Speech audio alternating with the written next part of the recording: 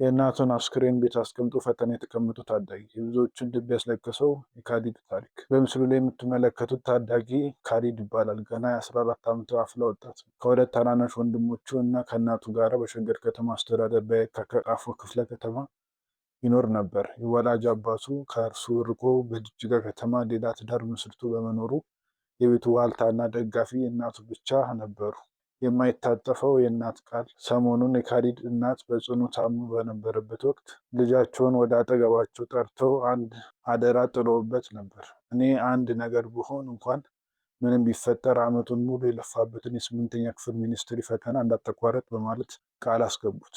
የእናቱን ከባድ ሕመም እየተመለከተ በጭንቀት ውስጥ የነበረው ካሊድም የእናቱን ልብ ላለማሳዘን እሺ ብሎ ቃል ገባ።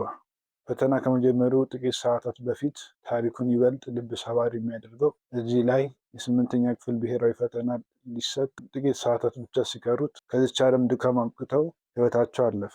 ካሊድ በእናቱ ድንገተኛ ሞት መላቅጡ ጠፋው። ሐዘኑ ስብራቱን ከሚሸከሙት በላይ ቢሆንም ለአፍታ ግን የዚያችን ውድ እናቱን የመጨረሻ ቃል አስታወሰ። የረፋዱ ፈተና የእናቱን አስክሬን ቤት ውስጥ አስቀምጦ እንባውን እያገደ ወደ ፈተና አዳራሽ እያመራ የጠዋቱን ፈተና በከፍተኛ የስነ ልቦና ጫና ውስጥ ሆኖ አጠናቀቀ። የከሰዓቱ ፈተና ከፈተና አዳራሽ እንደወጣ በቀጥታ ወደ ቤት ተመልሶ የእናቱን አስክሬን አልቅሶ ሸኘ። ቀብሯንም ፈጸመ።